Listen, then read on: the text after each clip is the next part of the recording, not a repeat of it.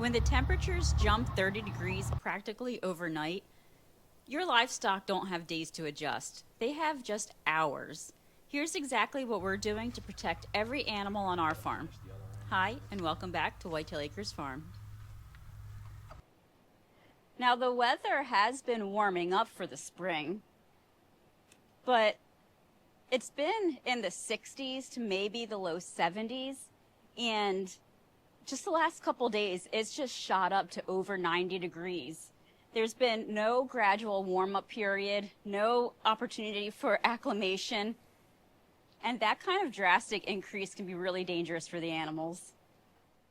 Livestock in particular need a good 7 to 14 days of slow gradual accumulation in the temperature in order for their metabolism as well as their blood to be able to handle the heat and for heat dissipation.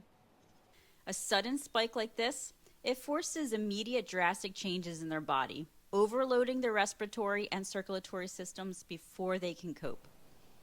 And the nights don't bring much more relief.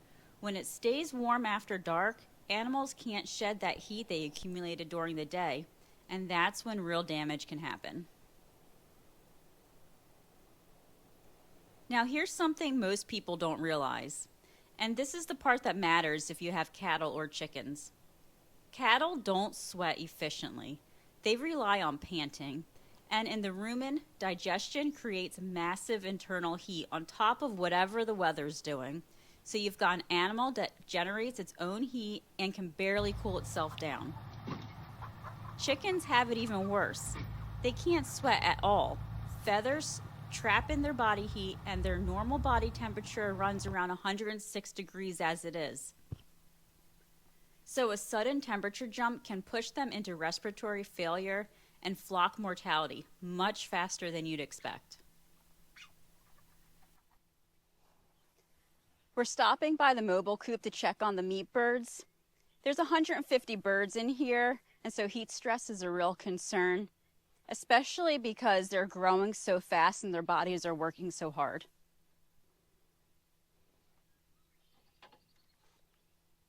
Hey guys.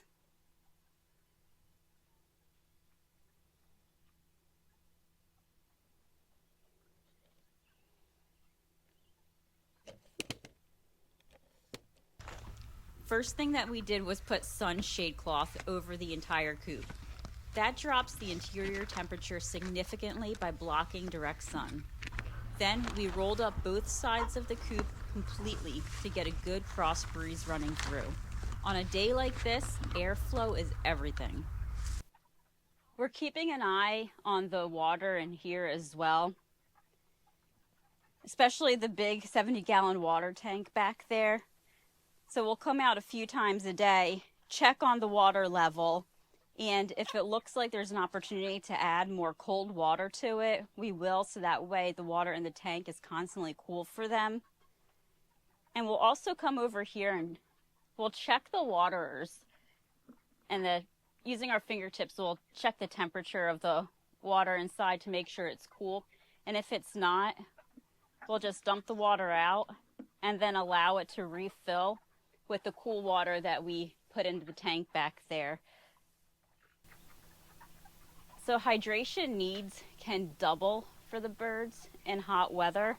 And so it's really important for us to come out a few times a day to check on the water for them, make sure it's full, make sure it's cool, and everything is nice and shaded for them. Hey, chickens.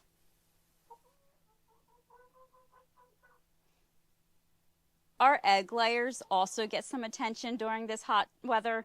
We'll come out here a few times a day too and make sure that the water is full and that it's cool, and also that the windows are wide open so that way they have a nice cool breeze coming through and they're staying comfortable. And we'll keep an eye out for any signs of heat exhaustion for them, like fluffed out feathers or panting or anything like that. But looking at them right now, they look pretty cool and happy, so makes me happy. All right, you guys probably want some treats, huh?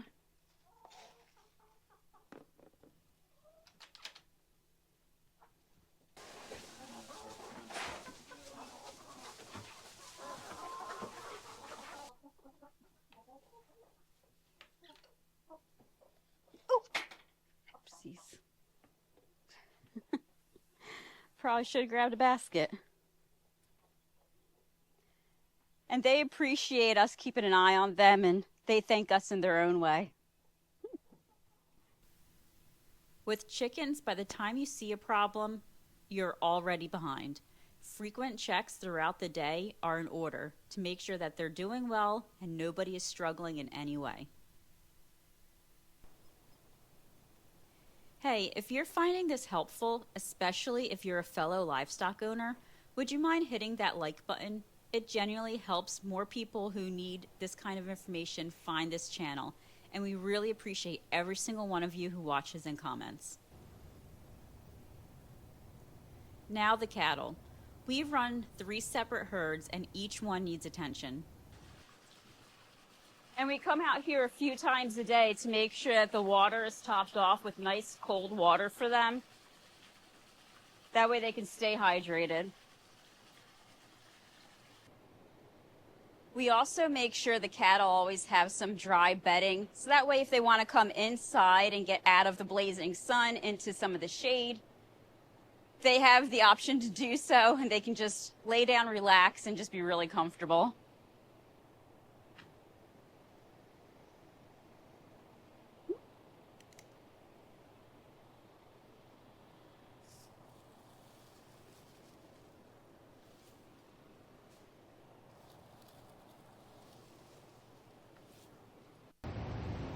And then there's the feeding schedule, because digestion generates internal body heat, especially in the rumen.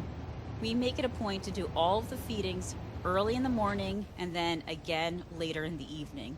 No midday feeds. That reduces the heat spike right when the day is at its worst. We also make it a point to avoid any handling, moving, or working the cattle. No unnecessary stress on top of what the heat is already doing to them.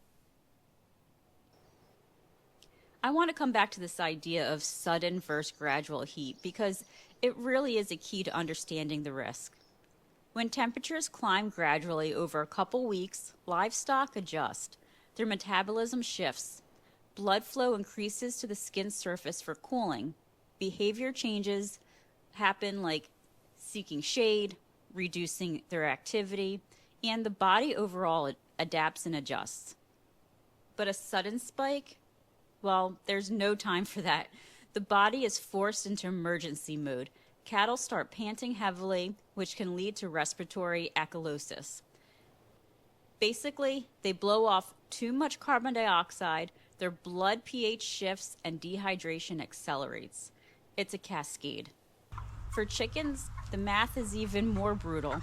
No sweat glands, high insulation, high natural body temperature. They're trapped inside their own heat. And because they're smaller, respiratory failure and flock mortality can happen in hours, not days. This is why frequent checks are non-negotiable. Not once in the morning, but multiple times throughout the day. So here's the short version, the checklist that we run through when the heat wave hits. Shade. Water, making sure it's cool, abundant, and shaded. Airflow means fans, open sides, cross breezes. Feed early, feed late. Totally skip the middle of the day. No handling, no moving, and no stress.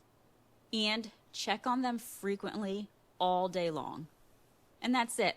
It's not complicated, but every single one of those steps matters. If you skip one, you're gambling with their health. All in all, we're just about through this heat wave, and all of our animals are doing well. And honestly, that's not luck. That's preparation and vigilance. But I'll have to say this, it is stressful for us. You're watching the forecast, you're watching the animals, second guessing whether you've done enough. And the truth is, with sudden heat events, you're always one missed check away from a problem. The best thing we can do as farmers is stay ahead of it. Have the shade ready, have a water system in place, and know the warning signs. And act early. Not after you see the distress, but before. If you've dealt with a sudden heat wave on your farm or homestead, I'd love to hear about it in the comments below. What did you do to protect your livestock? Any tricks that worked especially well?